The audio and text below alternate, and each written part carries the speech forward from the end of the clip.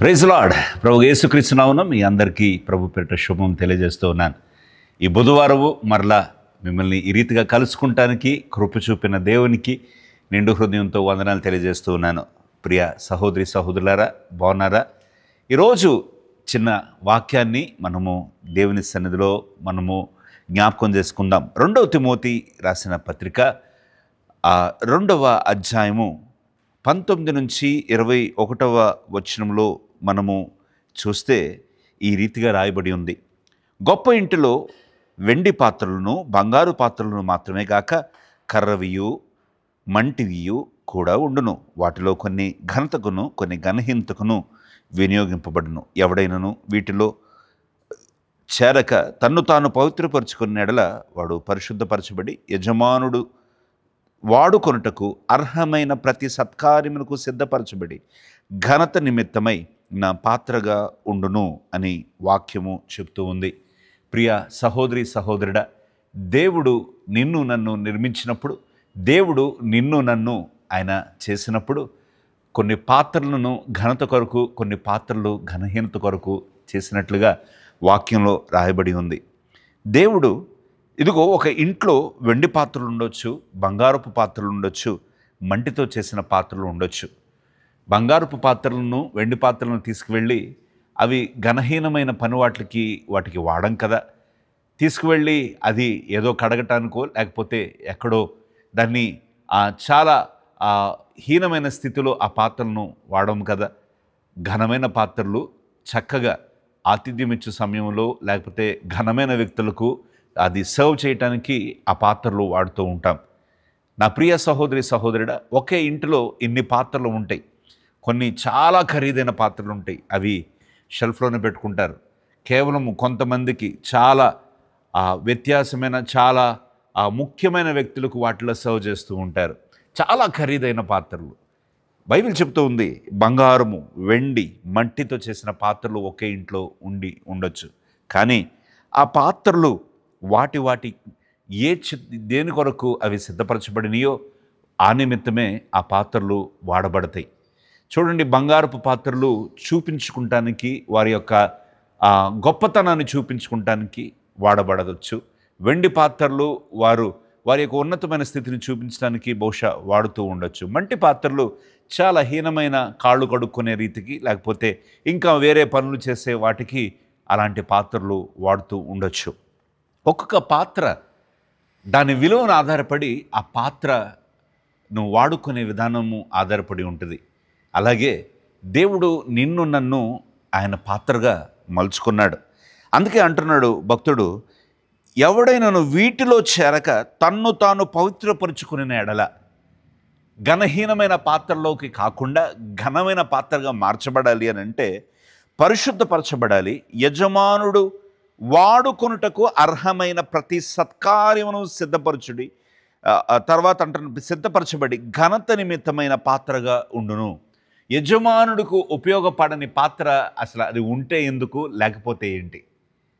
నా ప్రియ సహోదరి సహోదరుడా, దేవుడు నిన్ను నన్ను తన పాత్రగా ఆయన నియమించుకున్నప్పుడు దేవునికి ఆయన వాడుటకు అర్హమైన పాత్రగా నువ్వు నేను ఉన్నామా? దేవునికి అర్హమైన పాత్రలుగా మనం ఉంటూ ఉన్నామా? మన జీవితంలో ఆ రీతిగా ఉంటూ ఉన్నామా? అర్హమైన పాత్రగా ఉండటం అంటే ఏంటి? వాడుకుంటానికి యోగ్యమైనదిగా ఉండాలి, శుభ్రమైనదిగా ఉండాలి, పరిశుద్ధమైనదిగా ఉండాలి. అలాగే అది చూడటానికి చాలా చక్కగా ఉండాలి. దానివల్ల ఘనత రావాలి. ఆ వ్యక్తి అది వాడుతూ ఉన్నప్పుడు బా ఎంత గొప్పవాడు నువ్వు అన్న ఆ పేరు రావాలి. అలాగే దేవుడు నిన్ను నన్ను బట్టి కూడా దేవుడు మన యజమానుడు ఎవరు? దేవుడే. ఆ యజమానుడు వాడదగిన పాత్రగా, ఒక శుభ్రమైన పాత్రగా, ఒక ఘనమైన పాత్రగా మనము మరల్చబడాలి, అలాగూ ఉపయోగపడాలి. ఆ రీతిగా మనము ప్రతి సత్కార్యమునకు సిద్ధపరచబడిన ఘనత నిమిత్తమైన పాత్రగా ఉండును. పరిశుద్ధపరచబడింది ఆ పాత్ర ఘనత నిమిత్తంగా వాడబడుతుందంట.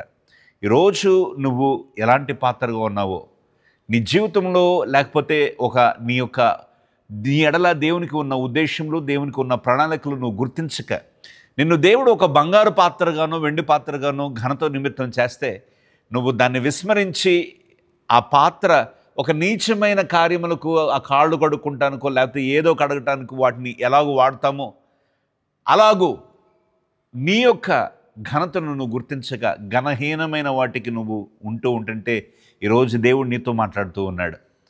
నువ్వు యజమానుడు వాడుకోదగిన ఘనత నిమిత్తమైన పాత్రగా ఉండాలని దేవుడు కోరుకుంటున్నాడు. ప్రియులారా, నీ జీవితంలో ఎలాంటి పరిస్థితుల్లో ఉన్నావు? దేవునికి ఉపయోగకరమైన పాత్రగా నువ్వు ఉంటూ ఉన్నావా? దేవుడు నీకు అనేకమైనవి ఇచ్చి ఉండొచ్చు, కానీ దేవునికి అర్హమైన పాత్రగా నువ్వు ఉంటూ ఉన్నావా? యజమానుడు వాడుకుంటకు అర్హమైన పాత్రగా నువ్వు ఉంటూ ఉన్నావా? ఈరోజు నేను ఈ ప్రార్థన చేద్దాం. దేవా, నీ చేతిలో వాడబడే పాత్రగా నేను ఉండటానికి సహాయం చేయండి.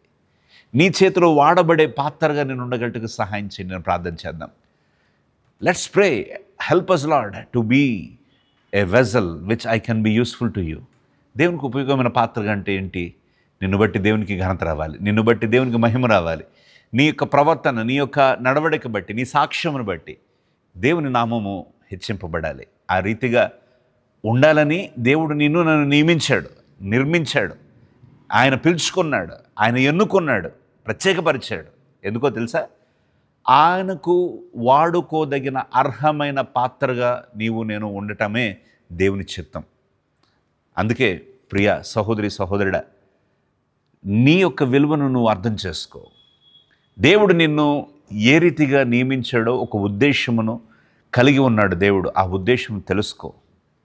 నువ్వు ఘనత కొరకు నిర్మింపబడి ఘనహీనమైన పాత్రగా నువ్వు ఈరోజు మిగిలి ఉంటే, ఈరోజు ప్రార్థన చేయి దేవుని సన్నిధిలో. ప్రభువా, నా ఎడల నీ చిత్తమేమైనది, నన్ను ఎందుకు నిర్మించావు? నా ఎడల నీ ఉద్దేశములేంటి? నా ఎడల నీ తలంపులేంటి? నా ఎడల నీ ప్రణాళికలేంటి అని ప్రభువుని అడిగితే, నిన్ను ఏ ఘనత నిమిత్తం దేవుడు నియమించాడో ఆ ఘనత కొరకు నిన్ను సిద్ధపరుస్తాడు.